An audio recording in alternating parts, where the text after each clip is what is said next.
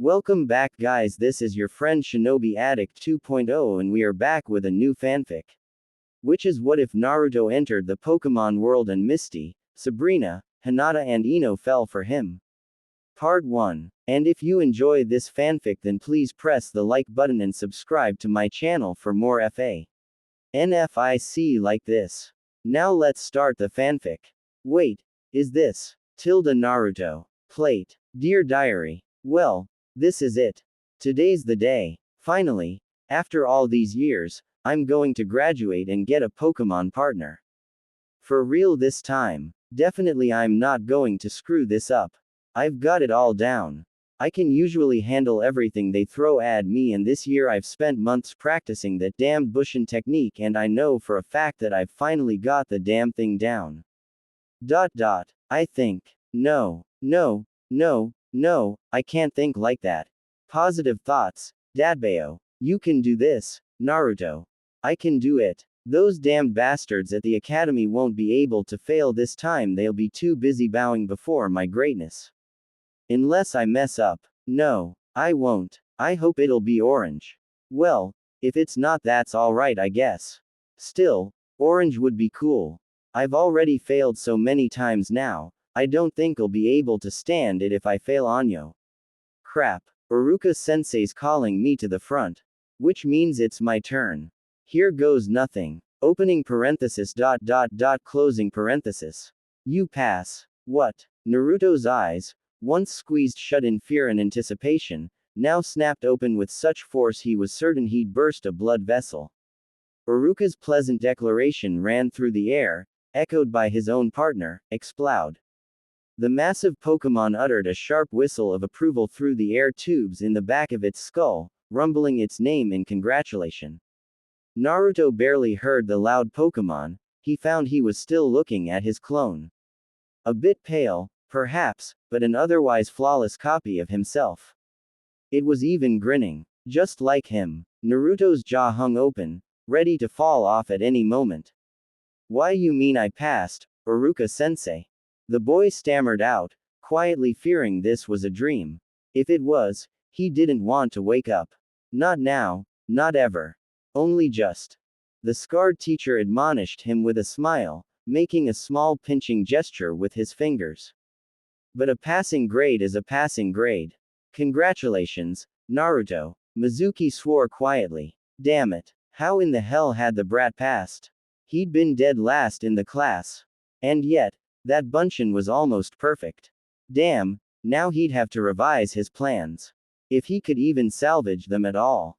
Stupid fox brat. Quietly seething, he forced his face into a mask of impassivity as his fellow instructor reached down and offered the boy his much-desired reward. Here you go, kiddo. Distracted as he was by the inexplicable incredible results of the test, the blonde missed the dark curse uttered by the plotting Chunin. Just as well. He was far too busy staring, gawping really, as Iruka happily dropped the Arceus plate landed in his hand. Fumbling, the blonde caught at it, marveling at the strange design. Warm to the touch, yet strangely cool, it felt alive in his hands. Like a tiny heartbeat, he clutched it close to him, a faint grin adorning his whiskered features.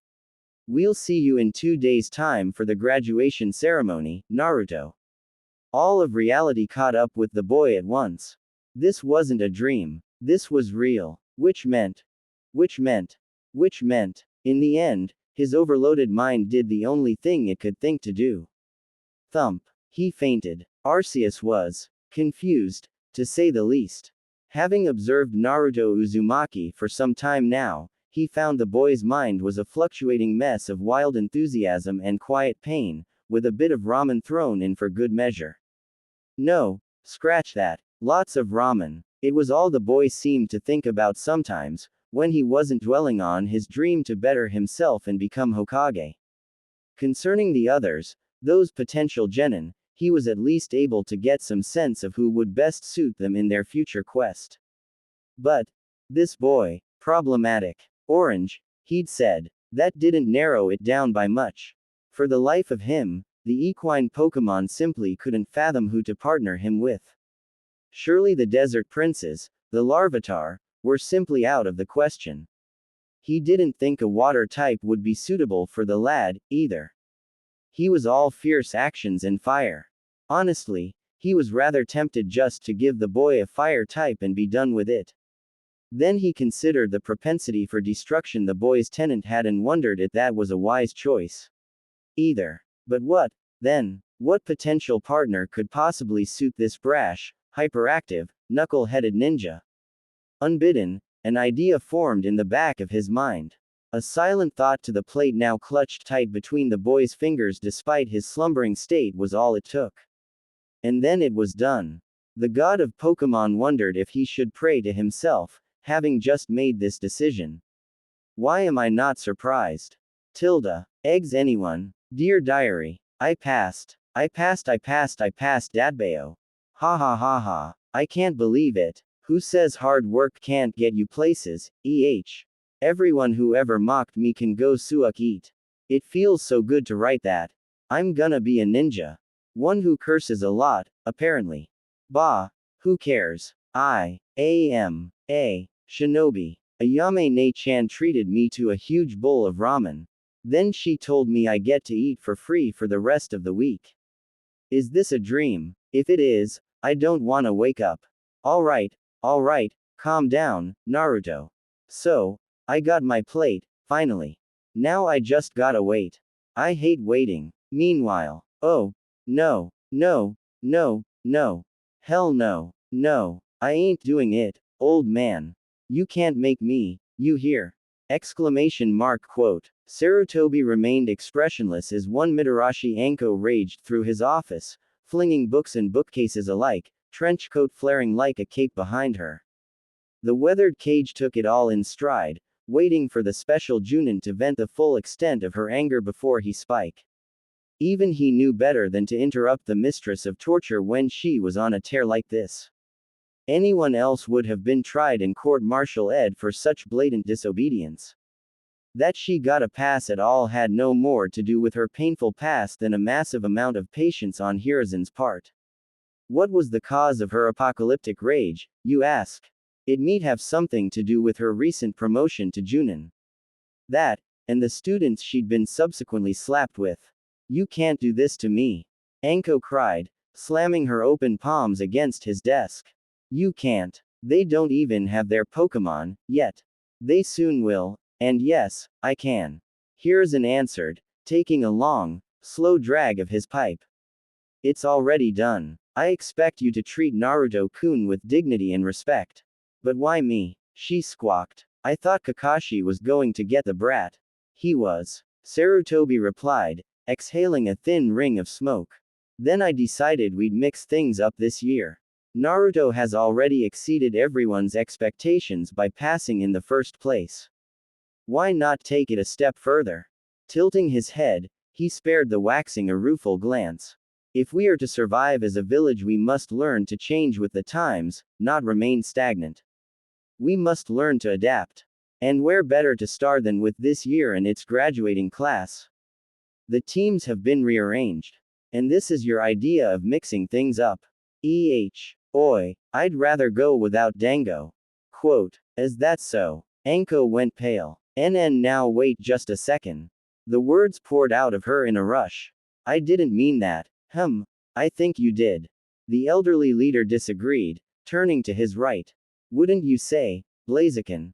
Blaz. Blaziken chuffed its name with quiet laughter from its customary perch near the windowsill, broad shoulders shaking in an ultimately futile effort to contain its mirth. It was only through a supreme effort of will that the aging cage didn't mirror his old friend's reaction and start laughing himself. Anko turned a withering glare on the Pokémon in question, and the fire-flying type only snorted all the louder. Shush, feathers. The Pokémon offered a mute shrug and the hazel-eyed woman frantically turned her gaze back to the Hokage. Look, give me any other assignment. If it's torture, I'm your girl. Just point me at another traitor like Mizuki. I can smell him. We still don't have proof of his intent or wrongdoing. We didn't until I got my hands on him. Anko interjected with a snarl. Then he sang like a damn canary. My point is, I'm not a nice person. I like to play with knives and fire. I enjoy terrorizing the hell out of people. I teach torture sessions on Tuesdays. This. Her lips pursed, fighting a tremble. I'm going to it up. I just know it. My order stands. I can't do this, Hokage-sama. She reiterated, voice dropping, despairing. Look, I'm broken. After what he did to me, I can't teach a bunch of rugrats. I don't have it in me. And even if I did, I'm not one to hold back. Hazel eyes took on a decidedly misty look. I'll either drive them mad, break them, or get them killed. I'm not sure which is worse. Please, don't do this. Hiruzen snuffed out his pipe and set it aside. That's precisely why I'm assigning them to you. Anko sniffed, incredulous. What? Two of them have been through unbelievable torment to stand where they are now, just as you have.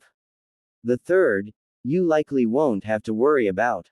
When she refused to reply, he decided to sweeten the matter. I'll give you a year's supply of dango if you at least consider it. More if you'll take them on. Quote, say what you would about Mitarashi Anko, but she was never one to deny her sweet tooth. Fine. She scowled, straightening up. But if this is Naruto we're talking about, forget being his sensei. If I'm really going to mentor the little shit, I wanna test him. Quote, how do you plan to do that, pray tell? The fire shadow frowned. You'll find he's quite stubborn. I dare say even more than you. Anko Mitarashi grinned. It was all teeth. We'll see. Some hours later, in Naruto's apartment. Closing parenthesis. Naruto watched the plate like a proud papa hawk. Part of him half expected it to disappear outright when he wasn't looking, or worse, that someone would break in and steal it. His beloved door had withstood every assault against it thus far. Still, who knew? But back to the plate, his precious, well-guarded plate. It had adopted a strange orange-black hue shortly after he'd brought it home, which though slightly disturbing in its own right wasn't all that worrying for out-favorite blonde all things considered. Now that he'd received his favorite color he couldn't be more pleased. Orange was orange, after all. So, as time marched ever onward, he found himself more and more drawn to the thought of just who his partner would be. Having no way of knowing his unintentional prayers had already been answered, he focused all of his thoughts on what kind of partner he might have, pausing only when his basic bodily functions demanded otherwise. He even slept with the thing. Not once did he let it out of sight, if only for fear that someone had reason to swipe it out from under his nose. Nobody was taking his partner, Dadbeo. He maintained his determined vigil for what felt like an eternity. We'll see you in 2 days' time for the graduation ceremony, Naruto. That had been more than a day and a half ago. As a result, he was still quite busy pondering the plate when a sharp crack echoed against his door. Once, twice, thrice. 3 rapid, heavy knocks in quick succession, one after the other. Naruto nearly jumped clear out of his skin but wasn't quick enough. His guest was already rattling door's knob by the time he crossed the room. Grimacing at the ungodly ruckus he unlocked his beloved barrier and flung the shaking frame open with a quick shove, resolved to give them a piece of his mind. What'd ya want? His voice trailed off into a small squeak as he beheld the aggravated knocker. A faceless Anbu stared back and down at him, their expressionless visage lurking behind a dragon mask. Or it could have been a snake of some sort. Naruto wasn't paying much attention. Add to that the waning light from the setting sun behind him and the buxom woman looked positively menacing. The only real clue to their identity was the spiky mess of purple hair that even the far-reaching mask couldn't quite conceal. Had he paused to consider that, he might have actually discerned her identity right then and there. Alas, he was too busy trying to discern if this particular Anbu was another one of his tormentors come to make his life a living hell, or simply the real deal. Uzumaki Naruto. Her voice intoned with all the solemnity of an immovable stelax, it is time for the ceremony. Quote, well, that settled that now, didn't it? You can always give up if you're not ready. The Anbu offered suddenly, startling him. There's no shame in admitting it. Naruto bristled. Like hell I will, Dadbeo. He cried. thrusting his finger forward in fierce defiance. I trained my entire life for this. I'm ready. I said I was. I'm going to be the Hokage someday. And the Hokage never goes back on his word.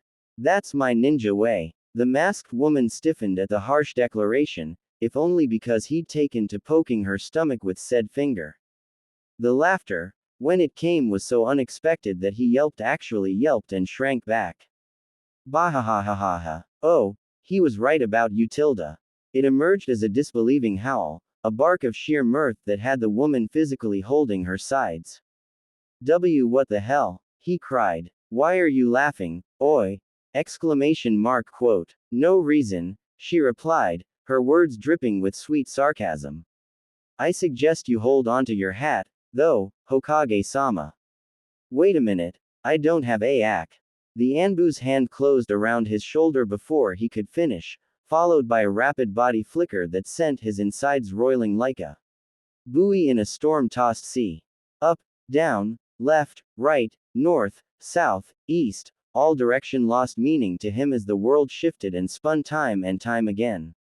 When reality finally stopped spiraling and allowed him to see something other than an ever-shifting wall of leaves, the genin to be practically was very ready to throw himself towards it. Imagine his surprise, then, when his Anbu escort simply let him go. Fighting his rising gorge, Naruto stumbled out of his guide's grasp. Ouch! And nearly slammed headfirst into a nearby post. Someone had gone to great lengths to turn the training ground, if could even be called such anymore, into something far more formidable. The ground had long since been stripped bare of grass right down to the very last blade, and a large stack of unlit wood, a bonfire of some sort, awaited him in the center. Posts, like the very one he'd nearly cracked his head on just now, stood jammed into the soil at odd intervals, the purpose of which eluded him completely. Positioned before said bonfire stood none other than the Hokage himself in all his robed glory, a look of quiet pride etched into his wrinkled features, as were those of the seemingly ever stoic advisors who flanked him. Neither of the trio would meet his gaze. Naruto gulped quietly, suddenly aware that he was the first to arrive. Where was everyone else? There you are. For the second time that day, the last Uzumaki found himself upended, this time by a sudden headlock from behind. Dragged backwards, the blonde scrabbled furiously at the arm holding him, fingers clawing at the gray cloth, only for it to fall away not a mom. And later, spinning him like a top. Disoriented by the abrupt spin, he shot its owner a dark glower. What the hell, Kiba? Look at you. The Inuzuka grinned, shaking off his snarl with a laugh. You're actually here. I can't believe you passed. Right, Akamaru. The puppy yipped a greeting atop his partner's head, tail wagging happily. Yeah, Naruto found himself scratching the back of his head, me neither. Oi, the feral boy elbowed him conspiratorially, Hinata's got something to tell you, too. Quote, she does. Naruto blinked, more than a little surprised to find that the shy Hyuga had in fact been hiding behind Kiba the entire time. Huh, Hinata hardly ever spoke to him. Wonder what she had to say. Well, he'd soon find out.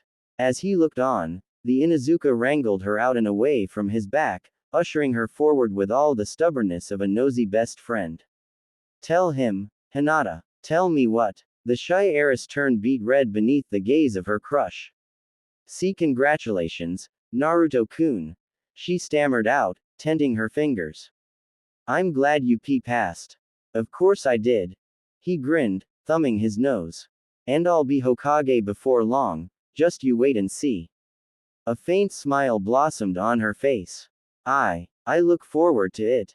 Gravitating towards the rest of the newcomers as they arrived, Naruto soon discovered something else. In passing the test by his own merits, he'd not only earned their recognition, but praise as well. It was the first manner of positive attention he'd received in a very long time. Few were quite as vocal in their congratulations as Kiba had been, but the mere fact that they didn't shy away was more than enough for him. Even the Tem offered a short grunt in the way of acknowledgement. In Sasuke's that was as good as a pat on the back. Not Sakura, though. She barely even glanced at him. As ever, that simple rejection stung more than words ever could. This time, however, the pain was sharp. More poignant. Why did he bother with her? He wondered. What was the point in trying to get her attention when all she ever did was push him away? Or hit him. At least the others didn't outright turn him away with blows. Why was he even thinking about this? Shaking of the disturbingly dark thought, the prankster struggled to reorient himself as best he could and avoid the Pinket's gaze. Thankfully, however, the time finally came that the rest of the students arrived and they could commence, and Naruto thrust aside that brief pang and turned his attention to the old man. Welcome, Sarutobi coughed into a clenched fist, clearing his throat to garner their attention, to this most sacred of ceremonies. Here each you stand, chosen by Arceus himself, to speak with him, and move on to the next stage in your lives. As ninja, when I call your name, please come forward, present your Arceus plate, and move to the area past him to await the next phase. If for any reason you lack a plate, you will be returned to your homes forthwith and given a second chance in a few weeks. Once we determine the reason and correct it, of course. Having given his instructions, the third Hokage stepped back, withdrew a scroll from his voluminous sleeve, and began to rattle off a list of names forthwith. Now, let's see. Name after name was rattled off, one by one. Naruto listened attentively, patiently waiting for his own. When he actually called his name, however, he still nearly jumped. Hurrying up to the cage, he reached into his pouch and offered his plate. Present your plate to your escort, Sarutobi instructed, before he could give it to him. Naruto nearly came up short. Escort? That'd be me, brat. The Anbu who'd first escorted him to the ceremony stepped forward, removing her mask. Hazel eyes and a grin, one that was far too wide for his liking, greeted him, all framed by wild violet hair. He nearly flinched when she beckoned at him, offering a hand in exchange for his precious plate. He had to give the plate to this crazy woman. How did he know she wouldn't just steal it? Oi! Anyone who just burst out into maniacal laughter like that clearly wasn't right in the head. We don't have all day. She reminded him. Hesitantly, he did so. In exchange, she handed him a headband. His headband, all smooth and glittering metal, it bore the symbol of the village. His village. His. He felt like dancing again. Less so when the damn crazy lady decided to ruffle his hair. Congratulations, kid. Naruto cradled it reverently nevertheless and all but sprinted back to his place in the crowd of potential genin. Now, the Hokage called after him with a raised voice, startling some, we come to the final part of our ceremony. He'd barely gotten the last word out before the bonfire burst into life in a roaring column of flame. He'd heard all tell of the legendary Pokémon allied with Konoha. Moltres and Ho-Oh were most prominent, of course, being beings of living flame, but there were others, many of whom he didn't even know nor recognize from the lessons at all. And he was about to meet one. Just the thought made him want to dance. This was going to be great. He couldn't wait. Before their very eyes the already raging inferno gathered into a spiraling NHI twister, fire spin nigh but blinding all genin and even a few Junin who dared to peer into his department. HS. A deep, thunderous voice resonated from within. Greetings, mortals. When Naruto was finally able to look again, when the flame finally allowed it, he found himself a bit flabbergasted. This was not Moltres. It was not Ho-Oh. If anything, it looked like a very large, shaggy dog with a brown coat. A dog with spikes on his back, a red gold crest on its face, and eyes like wildfire. Yet there was a strange sense of regality about this proud creature, an aura of pride he couldn't understand. Punctual as ever, Sarutobi declared with a faint smile. Allow me to introduce Entei, one of the legendary beasts. Think of him as Arceus's personal envoy to the leaf. Towering at nearly 7 feet, the mighty Entei dwarfed all present in sheer height alone, the Hokage included.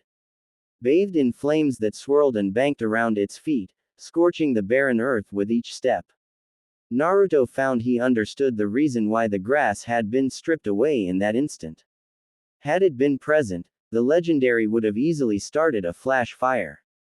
Still, to see an actual legendary Pokémon, just standing there.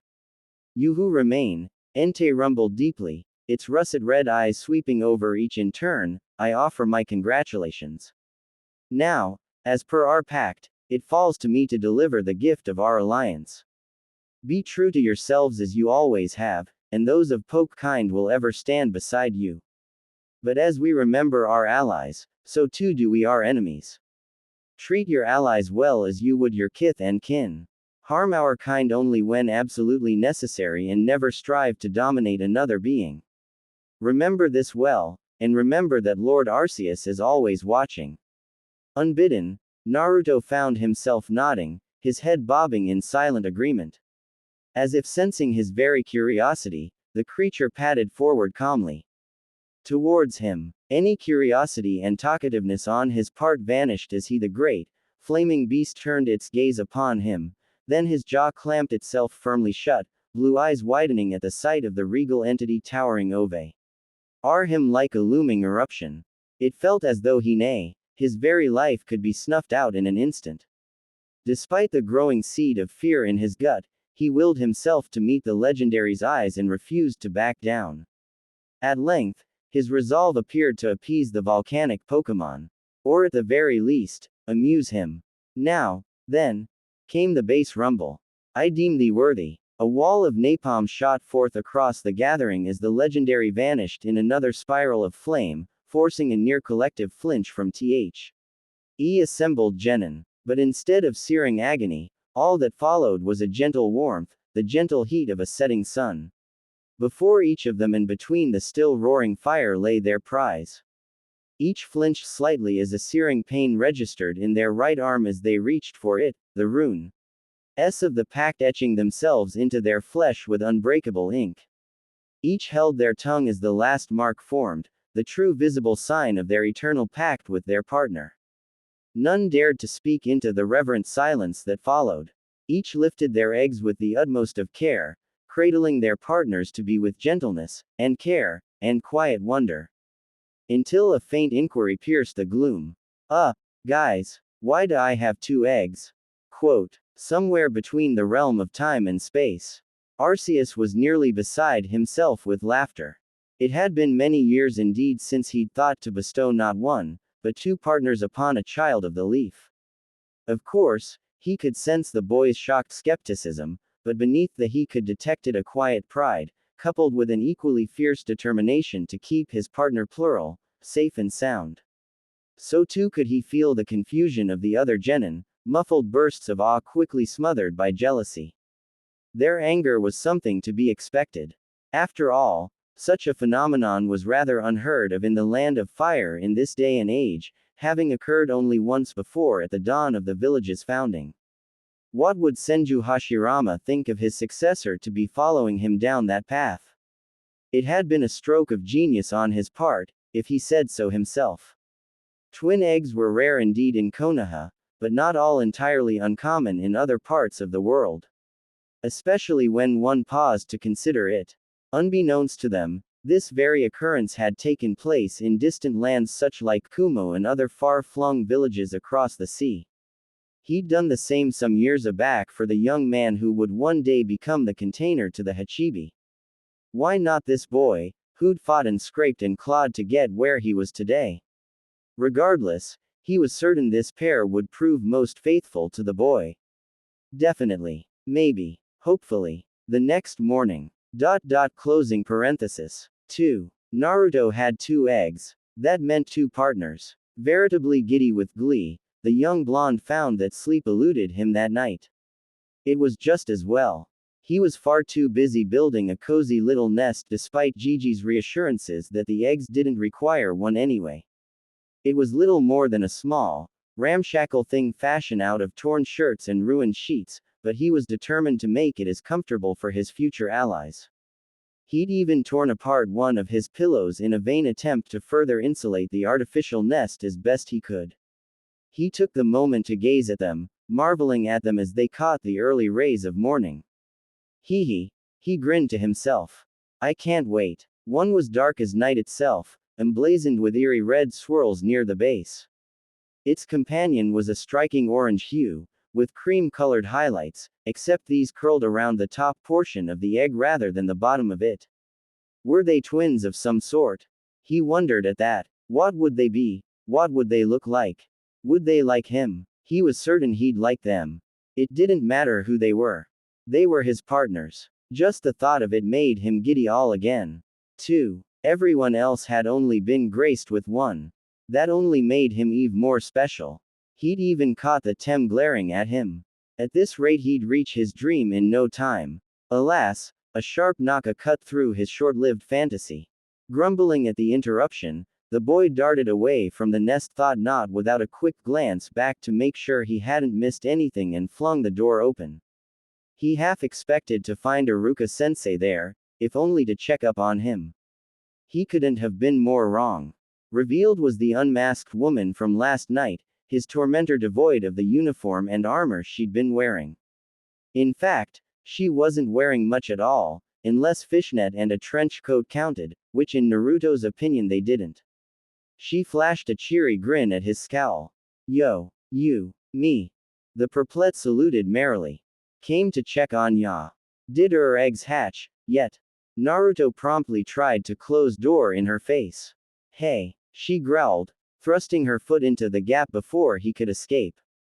Don't be like that, brat. I woke up early just to see you. You should be grateful. Naruto was most assuredly not grateful. You're crazy. Go away. Come on now, ow. With a sudden burst of strength he stomped down on the Junin's foot, forcing her to retract her heel with a hiss of pain. Door swung shut moments later, locked from the other side. For a fleeting second, Anko actually considered just knocking the damn thing down, but no, that was going entirely against the purpose of her visit. Damn kid. She had come here to try and be supportive, but after last night's fiasco, she wasn't surprised by the boy's vehement reaction. In the end she came back with Iruka, and even then Naruto was reluctant to let her in. Only after much cajoling and the promise of a trip to Ichiraku's did the boy budge. And even then he kept watching her, firmly planting himself between her and his eggs every time she so much as twitched. Anko tried to tell herself she didn't enjoy spooking him. Nope. Not a bit. This is Anko. Iruka introduced her with a grimace as they sat on the floor some time later. She's going to be looking after you from now on. Quote, I don't need looking after. The blonde protested. I've done just fine by myself. Anko smirked. Now, is that any way to talk to your sensei, squirt? Naruto jerked back as though he'd been scalded. You, me. How do I know she's even a ninja? Oi. She's nuts. Naruto. Iruka admonished. Okay. Maybe she was enjoying this a little. I could show you my partner, but that'd be telling. Anko teased, rolling up her sleeve, watching the boy's eyes flick to her arm. If you really want. In the end, she didn't get the chance. Iruka stiffened suddenly, his gaze shooting past Naruto to the crude nest the boy had constructed. Naruto, he began slowly, turn around. Quote, what? The lad froze, rapt with anticipation. Naruto did just that, and his brow shot straight to his hairline. Because his eggs were actually hatching. In a bolt of orange, he was there. Tiny hairline fractures etched themselves into the surface of each, steadily becoming cracks as he looked. Dion, coming as close as he dared. Oh my god, oi my god, oi my god. As he looked on, the orange egg began to shake, then thrash violently, the being within fighting to escape, uttering soft growls as it did so. Whereas the second, the dark egg, remained almost still by comparison. Only the occasional movement betrayed otherwise. When it did hatch, however, it did so all at once and with great vigor, bits of broken egg shells shooting out like falling comets to smack him in the face. Naruto barely felt them, because the other egg chose that moment to split open, a tiny head poking out with a sudden burst of light and energy.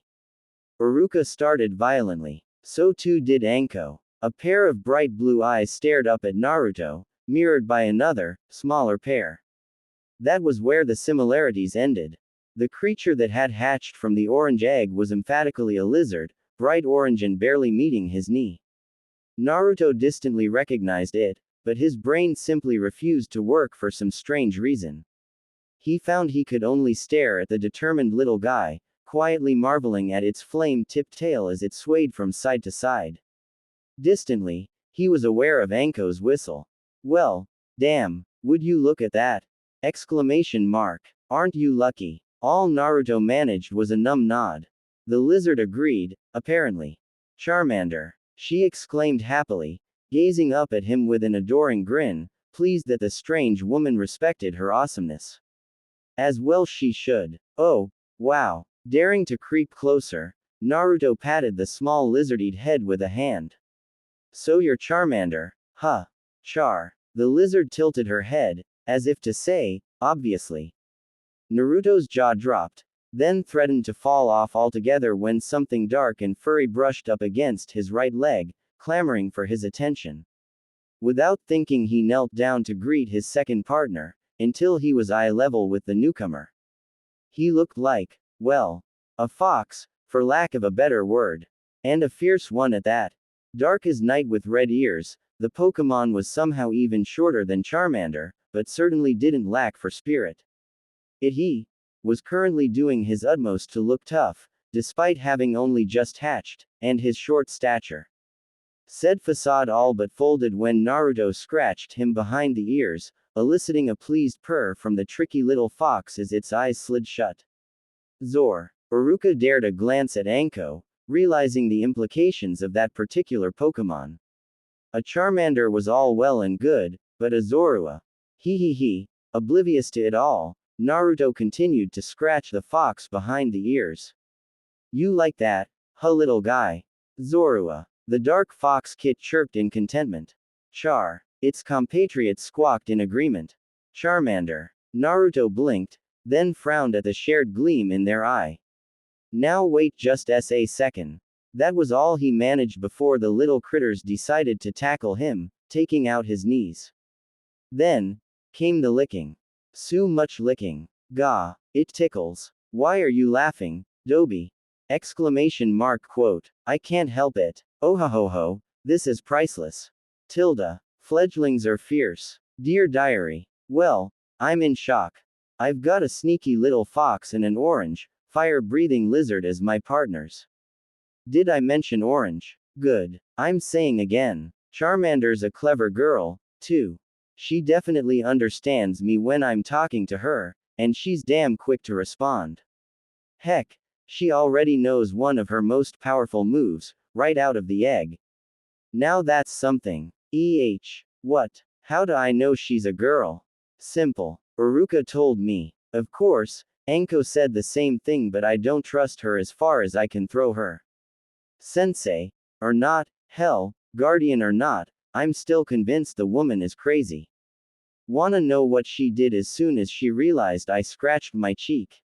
She licked the blood right off my face, for crying out loud.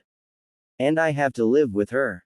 Me. On one hand, I'm glad to get out of this nasty sty of an apartment, but why do I have to move in with Princess Stabati? Exclamation mark. Wait. I'm forgetting all about Zoru. He's even trickier than Charmander. Hungry, too. Think he likes the nickname, though. He likes taking my stuff, that's for sure.